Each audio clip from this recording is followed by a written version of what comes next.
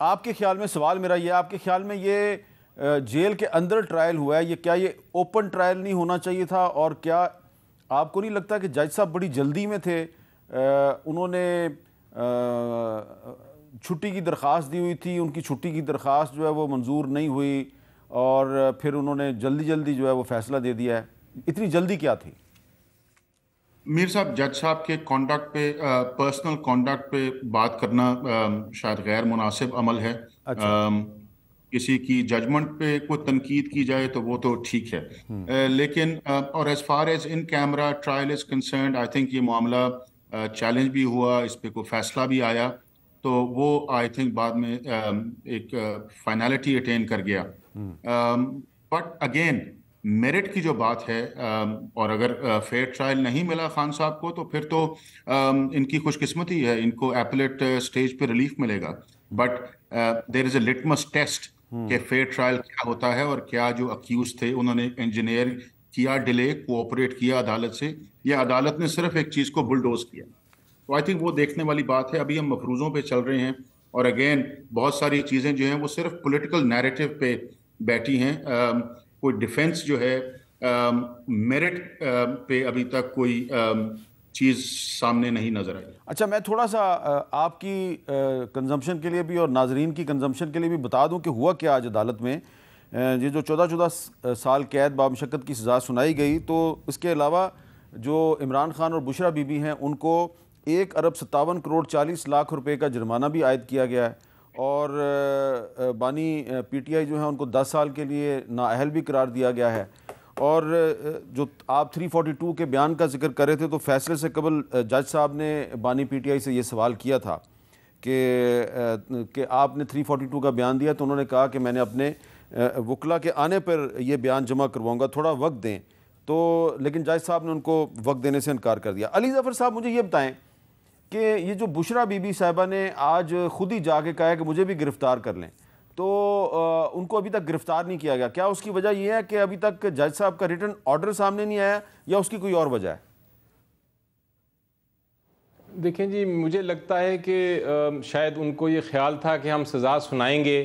اور اس کے بعد ایک ڈرامہ نچایا جائے گا کہ بشرا بی بی کو گھر سے اریسٹ ہو رہی ہیں اور ان کو لے کے جایا جا رہا ہے، اور وہ جو ایک بنے گا نریٹیو، اور اس کے بعد اس کو پولیٹیکل مائلیج دی جائے گی اس کے اوپر۔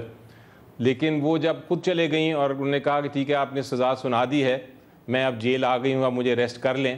تو میرا خیال ہے وہ ڈرامہ جو تھا وہ ایک طرح سے فلاپ ہو گیا، وہ ہوا ہی نہیں۔ سو جو ڈراپ سین تھا اس کے بعد ان کو اب سمجھ نہیں آ رہی کہ وہ کیا کریں اور کس طرح اریسٹ کریں ان کو، تو میرا خیال ہے یہ اس کی وجہ تھی۔ اور آج آپ درست فرما رہے ہیں کہ آج صبح جو ہوا، وہ مجھے اطلاع ملی کہ وہ وکلا صاحبان جو گئے تھے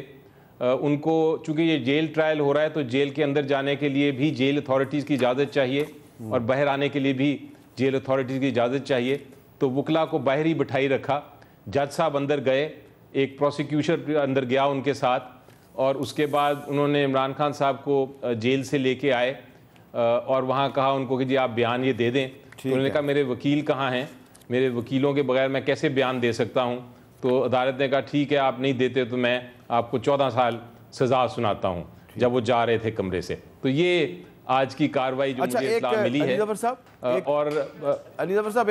ایک اور بھی میں چاہ رہا ہوں، ایک آج لاہور ہائی کورٹ کا ایک آرڈر آیا ہے، وہ عمران خان صاحب جو ہیں انہوں نے Pakistan electronic media regulatory authority کے خلاف ایک درخواست دی تھی، تو اس پہ جسٹس شمس محمود مرزا صاحب کا جو آرڈر ہے اس میں کہا گیا ہے کہ عمران خان سمیت ان کی پارٹی اور تمام پارٹیاں جو الیکشن میں حصہ لے رہی ہیں ان سب کی الیکٹرانک میڈیا پہ جو کوریج ہے اس کو ممکن بنایا جائے۔ تو آپ نہیں سمجھتے کہ لاہور ہائی کورٹ سے تو آپ کو یہ ایک مل گیا ہے، ایک ریلیف مل گیا ہے، اور اس کا الیکشن میں آپ کو فائدہ ہوگا؟ جی بالکل، یہ وہی جو جسٹس شمس محمود مرزا صاحب نے جو فیصلہ کیا ہے اس میں وہ آرٹیکل 17(2) کی ہی وہ بات کرتے ہیں، اور کہتے ہیں کہ ایک پولیٹیکل پارٹی جو ہے اس کا بنیادی حق ہے کہ وہ اپنی کیمپین کرے، یہی ہم کہتے آ رہے ہیں، اور یہ فائنلی ایک عدالت نے یہ فیصلہ کیا ہے۔ اب اس کو کوئی مانتا ہے یا نہیں مانتا یہ الگ بات ہے، کیونکہ آپ کو یاد ہے کہ سپریم کورٹ کا سمبل کیس تھا، سمبل کیس میں جب بحث ہو رہی تھی تو میں نے یہ کہا تھا جج صاحب کو، چیف جسٹس صاحب کو، کہ سر ہمیں الیکشنز کی جگہ جو صرف پشاور میں دی جا رہی تھی، ہم نے الیکشن اس لیے ادھر کرایا، تو دوسری جگہوں پہ ہمیں الیکشن کرانے کی اجازت نہیں تھی۔ تو چیف جسٹس صاحب نے کہا تھا کہ اگر آپ کو یہ مسئلہ تھا تو آپ ہمارے پاس آتے، ہم آپ کو آرٹیکل 17(2) کے تحت آپ کو اجازت دیتے کہ آپ اپنی الیکشنز کرائیں۔ تو اس ججمنٹ کے بعد ہم نے آج انٹرا پارٹی الیکشنز کرانے کے لیے پورے پاکستان میں جو تھیں ریزولوشن ممبرز کی ایک میٹنگ کال کی تھی جو مختلف جگہوں پہ تھی، لیکن آج یہ ہوا کہ اسلام آباد میں جو جگہ تھی وہ سیل ہو گئی، کوئٹہ میں جو جگہ تھی ادھر پولیس نے ریڈ کر دیا، باقی جو جگہوں پہ جو جانا چاہ رہے تھے ممبرز ریزولوشن پاس کرنے کے لیے ان کو اریسٹ کیا گیا۔ تو یہ معاملات ہو رہے ہیں۔ اس کے ساتھ ساتھ آرٹیکل 17(2) کی ججمنٹ بھی آ گئی پیمرا کے بارے میں، لیکن اب دیکھنا یہ ہے کہ باقی چیزوں میں بھی آرٹیکل 17(2) جو ہے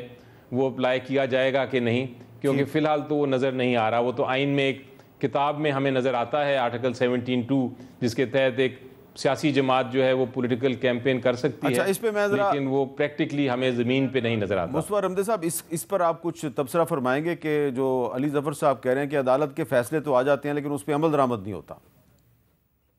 سر، عدالتوں کے فیصلے جو ہیں وہ ہر کوئی احترام کرتا ہے، کرنا چاہیے، اور علی ظفر صاحب ہوں یا کوئی بھی ایسا شخص جو اگریوڈ ہو کسی نان امپلیمنٹیشن سے، وہ کنٹیمپٹ میں جا سکتا ہے اور فیصلوں پہ فی الفور عمل درآمد ہوتا ہے۔ بہت سارے کنٹیمپٹ کی پروسیڈنگ جو ہیں وہ انیشیٹ بھی ہو چکی ہیں، اسلام آباد ہائی کورٹ میں ڈپٹی کمشنر کے خلاف چل رہی ہیں، تو وہ غالباً اتنی کوئی اچنبھے کی بات نہیں ہے، امپلیمنٹ ہوں گے جو فیصلے ہیں۔